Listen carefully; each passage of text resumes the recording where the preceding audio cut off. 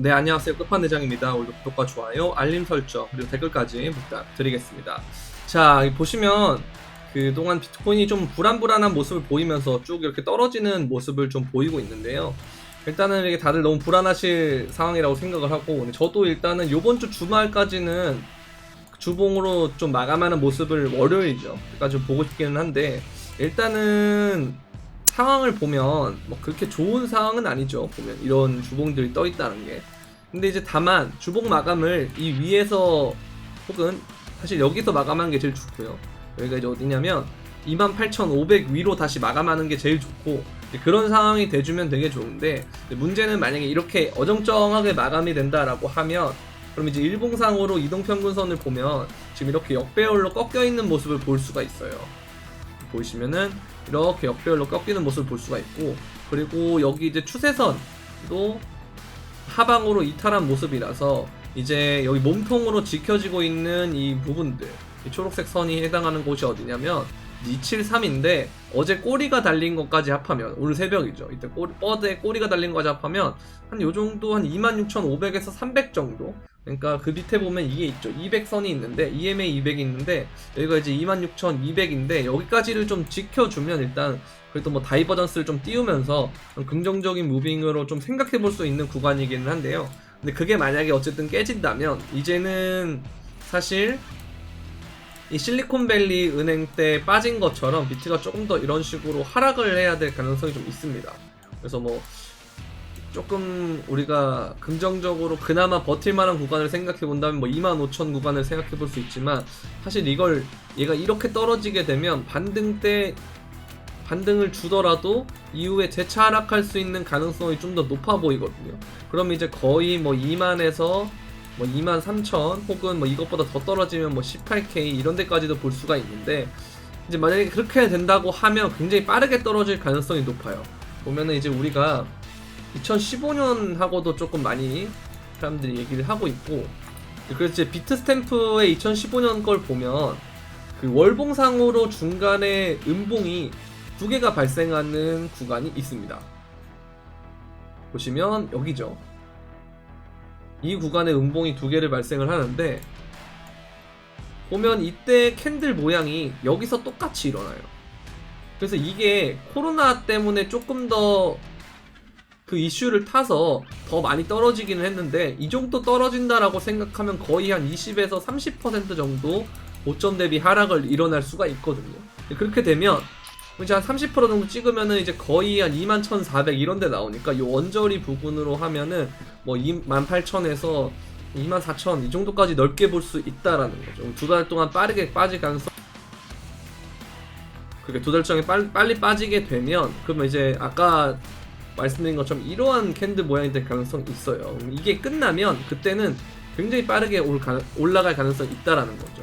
근데 사실 이것만 보고 우리가 현금 비중을 놔두기에는, 올 현금으로 놔두기에는 사실 아직 이 주봉에서 명확하게 그림이 나오지 않았고, 그러다가 또 여기가 사실 이게 리테스트 구간이라면 이 지점을 뚫고 이 8주 동안 이어져 온 것이 리테스트고 이후에 올리는 상황이라면, 이러면 이제 또 자리 안 주고 올릴 가능성이 있기 때문에, 여러분들 항상 제가 말씀드린 거는 현금 100도 안 되고 코인 100도 안 되고 한 50대 50, 혹은 내가 만약에 좀 강세장인 것 같다, 좀 장이 좋아 보인다 하면 코인을 한 60 정도, 그렇게 하시는 걸 제가 계속 말씀을 드렸는데, 이런 상황에서도 이렇게 우리가 비중을 잘 유지하고 있다면 그러면 뭐 좀 지켜볼 수 있는 거죠. 그래서 만약에 뭐 이번 주 마감이 됐는데 뭐 이런 자리에서 애매하게 마감한다, 그럼 비중을 좀 줄여서 뭐 현금을 7 혹은 6 정도 만들어 놓는 것도 나쁘지 않겠다 저는 생각이 듭니다. 왜냐면 우리는 제 영상을 계속 보신 분들이라면 뭐 이런 데서부터 계속 이거 겁먹으면 안 된다라는 말씀을 드렸기 때문에, 사실 여기는 이 지점에 비하면 아직 한참 높잖아요. 그래서 뭐 그렇게 생각을 하면 좀 여유를 가질 수 있지 않을까라는 생각이 듭니다. 근데 어쨌든 이게 사람들이 저점을 다시 갱신한다, 뭐 예를 들어서 15K 밑으로 또 떨어진다라고 말하는 분도 계시는데요. 근데 상황을 보면 그런 것들보다는 오히려 상승장 사이클이 시작되고 있다라는 게 저는 맞다고 보거든요. 다만 상승장 사이클이 시작이 된다라는 게, 비트코인은 항상 초반에는 천천히 올리다가 갑자기 극단적으로 한 3, 4개월 동안 팍 오른 다음에 사이클이 끝나는 그런 경향이 있기 때문에 여러분들이 처음에 코인 시장에 들어왔을 때는 보통은 2017년도 말에 들어오셨을 거고 2021년도 거의 초반에 들어오셨기 때문에 올라가는 것밖에 경험을 많이 안 해본 분들이 많을 거란 말이죠. 근데 천천히 오르는 그 초입 부분이 있었기 때문에 나중에 그렇게 극단적으로 오를 수가 있었다라는 거를 좀 기억하시면 좋을 것 같습니다. 그래서 보시면 거래소의 비트코인 공급량은 계속 빠지고 있어요. 근데 다만 거래소의 비트코인이 빠지게 되면 긍정적인 부분은 뭐냐면 어쨌든 매도세가 약해지기 때문에 매도 물량이 줄어들어서 이제 그런 부분들은 좀 이점이 될 수 있지만 반대로 생각해보면 거래소의 물량이 적다라고 하는 것은 호가가 굉장히 얇기 때문에 조금만 던져도 가격이 훅훅 빠지게 된다는 것을 의미합니다. 근데 반대로 생각하면 조금만 돈을 써도 가격을 쉽게 올릴 수가 있기 때문에 지금 같은 장은 사실 현물 트레이딩 하는 사람들은 그나마 괜찮은데 고 레버리지를 통해서 선물을 하시는 분들은 되게 어려운 장이다 라고 보시면 될 것 같습니다. 이제 그리고 긍정적인 건 난센에서 또 발표한 게 있는데 상하이 업데이트 이후에 이더리움의 매도 압력이 강할 것이다 하는 게 이제 과장된 우려였다라고 하는데요. 어쨌든 이런 걸 보면 이제 스테이킹이 총량을 증가를 했기 때문에 오히려 그러면서 스테이킹의 예치금이 출금량을 초과했다라는 거죠. 그렇다는 건 스테이킹을 하겠다, 이더리움을 묶겠다라는 수요가 더 많다라는 거. 장기적으로 이더리움을 좋게 보기 때문에 이더리움을 묶어서 이더리움의 개수를 늘리는 것이 훨씬 더 긍정적인 행동인 것 같다라고 생각하는 사람들이 많고, 그리고 이걸 스테이킹을 하려면 어느 정도 자본이 있어야 돼요. 그래서 큰 손들이 봤을 때도 장기적으로는 코인이 괜찮은데 다만 CVD 같은 걸 보면 단기적으로는 조금 움직임이 변동성이 있기 때문에 좀 시세 차익을 해서 차익 실현을 하는 그런 고래들이 좀 있었다라고 평가를 하면 될 것 같고요.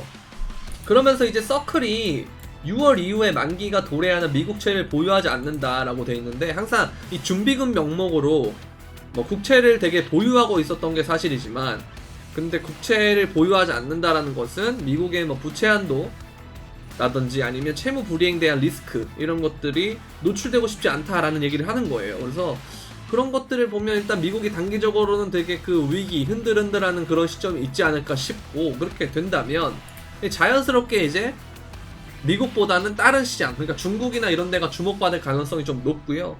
또 하나 그러면서 주목받는 곳이 뭐냐면 최근에 이제 아랍에미리트에서 보면 중동에서 움직임이 좀 심상치가 않습니다. 보면은 미국의 주식을 수십억 달러 매도를 했고 그러나 비트코인과 크립토는 매입을 했다라고 돼 있어요. 그러면서 이런 것들 보면 비트코인과 알트코인을 바꿨다 이런 얘기를 하는데 결국은 보면은 이게 대안이 될 거다라고 생각을 하는 거거든요. 그래서 그러면서 이제 미국에서 단기 채권도 전환을 했다라고 하는 거죠. 그러니까 미국의 장기적인 부분은 좀 믿을 수가 없기 때문에 나는 단기적으로 빠르게 얻을 수 있는 그런 채권을, 단기 채권을 보유하겠다 이런 얘기를 하는 게 어찌됐든 간에 보면은 이게 글로벌적으로 미국에서 봤을 때 경제 위기가 좀 올 수가 있다라는 생각을 하기 때문에 이런 쪽에 배팅을 하는 거거든요.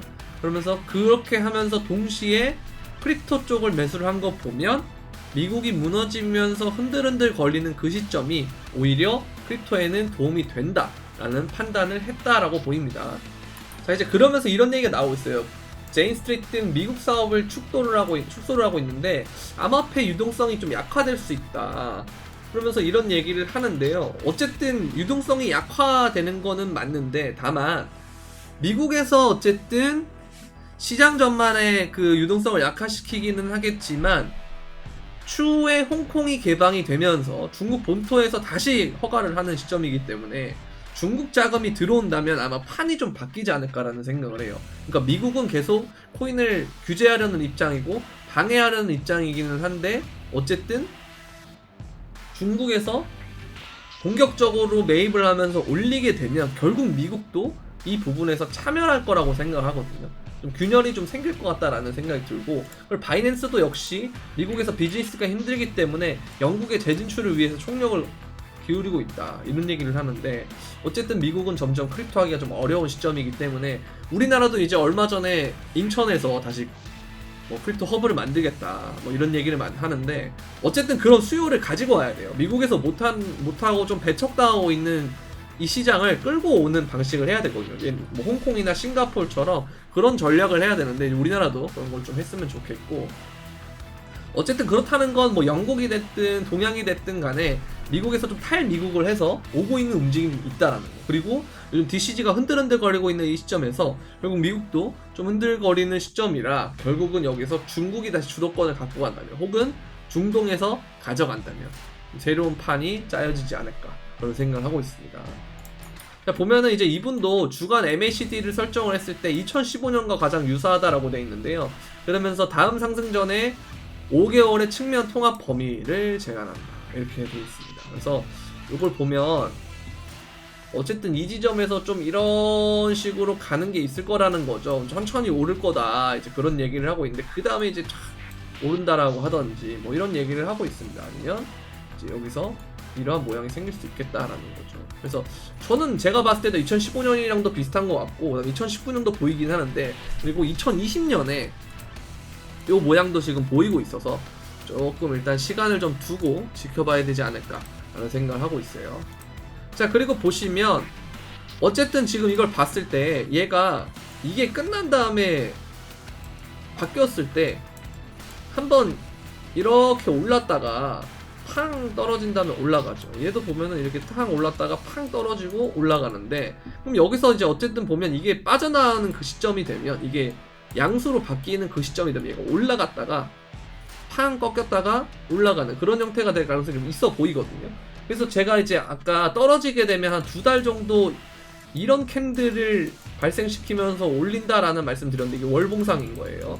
그래서 그때 2달만 여러분들 좀 조심하면 이게 지금이 될 수도 있겠지만 일단은 월봉의 RSI나 이런 것들을 보면 조금 그런 부분들은 저는 일단 아직까지는 가능성이 좀 낮다라고 생각하기 때문에 물론 요번 주가 끝나게 돼서 안 좋게 마감되면 또 저는 태세를 전환하겠지만 어찌됐든 간에 이럴 때는 지금 예상을 하긴 하는데 그래도 예측보다는 대응을 해야 되는 장이기 때문에 이런 것들을 좀 여러분들이 생각하시면 좋을 것 같습니다. 그래서 항상 현금을 가지고 있어야 된단 말이죠. 자, 그래서 이분도 이런 얘기를 하는데요. 어쨌든 이게 지금 수렴의 형태긴 하니까 이렇게 올려줄 거다 혹은 떨어질 거다. 수렴의 방향 결정이 난 다음에 오르면 오른쪽으로 갈 거고 떨어지면 떨어지는 쪽으로 갈 거다 이 얘기를 하고 있습니다. 근데 그 전에 29,000 라인은 한번 가줬다가 이 떨어지면서 오르든 내리든 할 것 같다 이 얘기예요. 그래서 단기간에는 좀 반등을 예상을 하고 있는 것 같습니다. 자, 그리고 이게 되게 재밌는데요. 어제 이제 CPI 이후에 발표가 났는데 예상치를 좀 하회했죠. 근데 그것보다 되게 재밌는 거는 CPI가 연속적으로 이 떨어지는 그 시점에 보면 비트코인이 엄청 오르는 걸 볼 수가 있어요.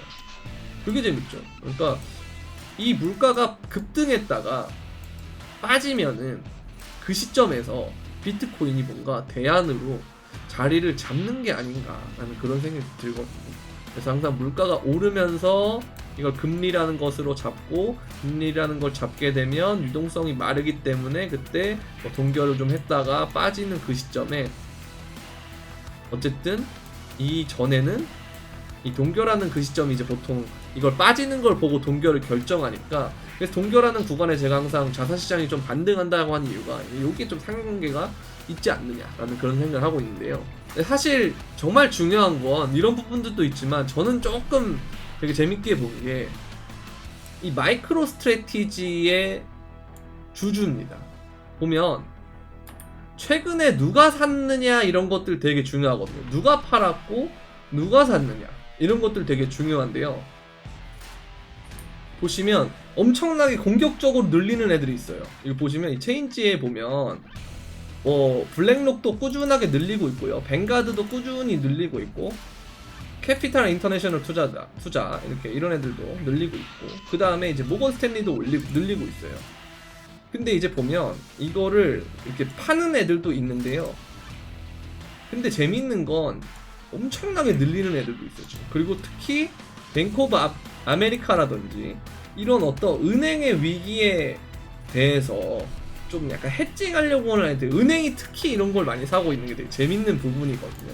보시면 이제 이런 거를 좀 보면 시티그룹도 사고 있고요. 뱅크 오브 아메리카, 뱅크 오브 아메리카 보고 있고 보면은 다 은행 이런 애들이 지금 급격하게 늘리고 있거든요. 이런 거 보면 은행들은 확실히 이제는 크립토를 이 은행 위기에 대해서 배안이라고 어느 정도 생각을 하지 않느냐라는 그런 인식을 좀 하고 있다. 왜냐면 이게 마이크로 스트래티지가 사실은 얘네가 기술주긴 한데 이제는 비트코인을 너무 많이 사니까 세일러가 사실 이게 현물 ETF를 사는 거랑 똑같다고 생각을 해요. 저는 일종의 약간 우회를 하는 형태로 현물 ETF를 산다 이 개념을 보거든요. 저는 얘네 갖고 있는 게 사실 대부분이 비트코인이기 때문에 뭐 빚을 내서 회사채를 발행해가지고 비트코인을 산 애들이니까 이런 애들이 이제 이걸 살 정도면 이 주식을 살 정도면 이걸 주주를 한다라는 거면 향후 비트코인에 대해서 전망을 좋게 본다라고 하는 거거든요.